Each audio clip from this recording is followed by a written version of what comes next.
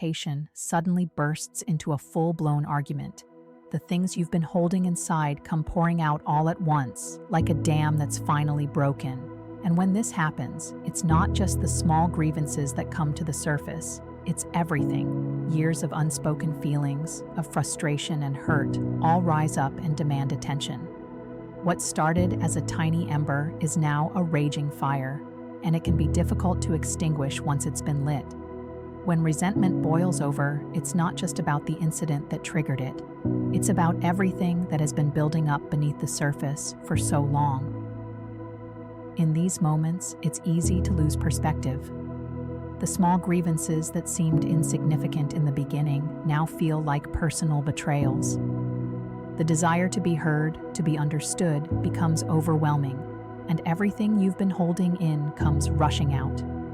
You may accuse your partner of not caring, of being selfish, or of neglecting your needs.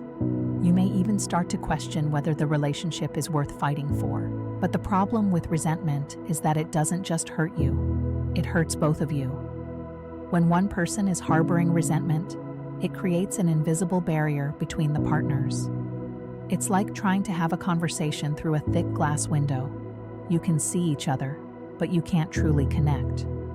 The resentment clouds everything, making it harder to communicate, harder to be vulnerable, and harder to understand each other.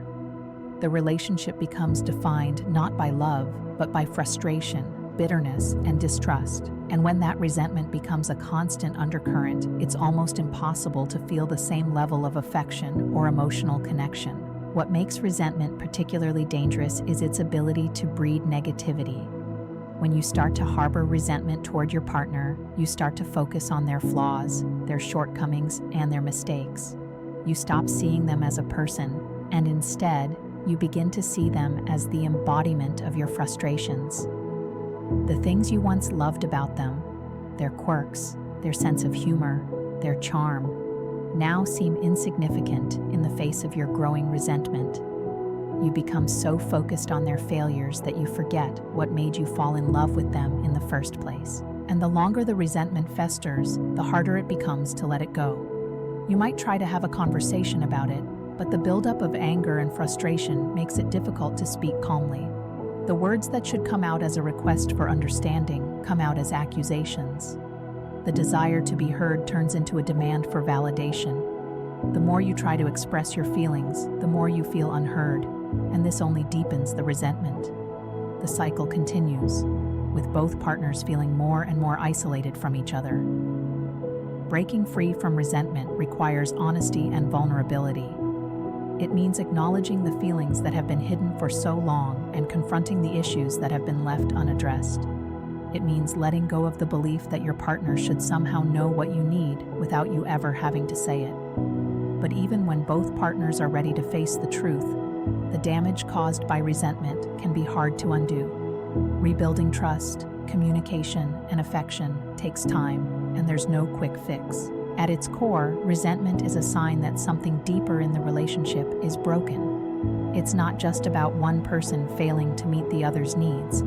It's about both partners failing to communicate, to understand, and to support each other. If left unchecked, resentment can completely destroy a relationship. But if addressed, if acknowledged and worked through, it can be an opportunity for growth, healing, and reconnection. The final strain, when love is no longer enough. At some point, you begin to wonder if love really is enough. If it were, why does it feel like it's slipping through your fingers, despite all the effort? The truth is, sometimes love, no matter how strong, isn't enough to keep two people together when everything else has fallen apart.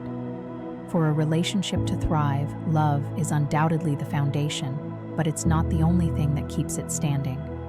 Love is powerful, it's transformative, and it can move mountains. But love is also fragile. Without trust, communication, emotional connection, and mutual respect, love can begin to feel hollow. It's easy to mistake love for the feeling of comfort, companionship, or even passion. But love, at its core, is a commitment to one another. When that commitment is tested by unresolved issues, emotional disconnect, and persistent pain, even the deepest love can start to fray at the seams. In the early stages of a relationship, love is enough. It's the magic that makes everything feel right, the feeling that no matter what happens, you can work through it because you're in it together. But when love is no longer supported by the emotional bond that once held it in place, it begins to feel like a facade. You may still love them deeply, but the connection has shifted. The spark that once made your heart race is now a faint flicker, a shadow of its former self. The effort to hold on feels more like a battle than a natural progression of a relationship. The realization that love isn't enough can be a gut-wrenching truth to face. It's not that love has disappeared, but rather it's been overshadowed by everything else. The fights, the silence, the miscommunications, the trust issues, and the growing resentment. These things take a toll on the relationship, and no amount of love can fix them if they're not addressed. At some point, you come to understand that love alone cannot fill the empty space where intimacy, respect, and understanding once were. When you reach this point, it's hard to know what to do. You may ask yourself, why can't we fix this? Why can't we get back to where we were? You might find yourself constantly trying to reignite the passion, to recreate the magic, but every attempt feels more like an imitation of what was, rather than a genuine revival. And the more you try, the more the cracks in the relationship widen. The weight of all the unresolved issues becomes unbearable. Love, no matter how intense, can't cover up the deeper wounds that have been inflicted. The painful truth is that sometimes love is just not enough to repair what's broken. It's not enough to heal the emotional distance that's formed between you. It's not enough to erase the damage caused by broken trust or years of unaddressed resentment. It's not enough to fix the years of emotional neglect that have piled up like bricks, making it harder and harder to reach each other. When all that's left is love, but it's no longer backed up by the emotional connection, the effort to salvage the relationship feels like a futile attempt to put together a puzzle with missing pieces. But letting go doesn't come easily. If you've invested years of your life in a relationship, walking away feels like losing a part of yourself. You may have built a life together, shared memories, created dreams.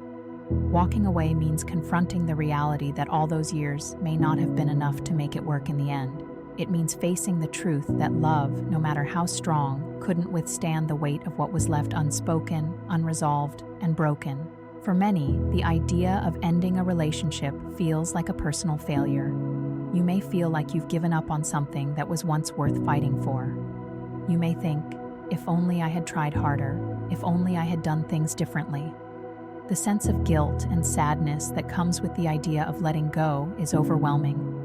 After all, love isn't supposed to be easy. It's supposed to be a battle worth fighting. But sometimes even the hardest fight isn't enough to win. The final strain on a relationship happens when both people realize that despite their best efforts, despite their love for each other, they're no longer able to meet each other's needs. The emotional disconnect has become too wide, the trust has been broken too many times, and the resentment has built up to a point where it's impossible to move forward. The relationship, once full of potential, has become a source of pain and frustration. And at some point, staying together doesn't feel like a choice anymore. It feels like an act of self-sabotage. In relationships where love is no longer enough, the pain of staying often outweighs the pain of leaving. It's heartbreaking to realize that the person you once saw your future with may no longer be the person you're meant to spend the rest of your life with. But sometimes, walking away is the healthiest choice for both people. It's a painful realization, but it can also be an act of self-respect. It's about acknowledging that love, while powerful, cannot survive on its own when everything else has fallen apart. What happens when love isn't enough?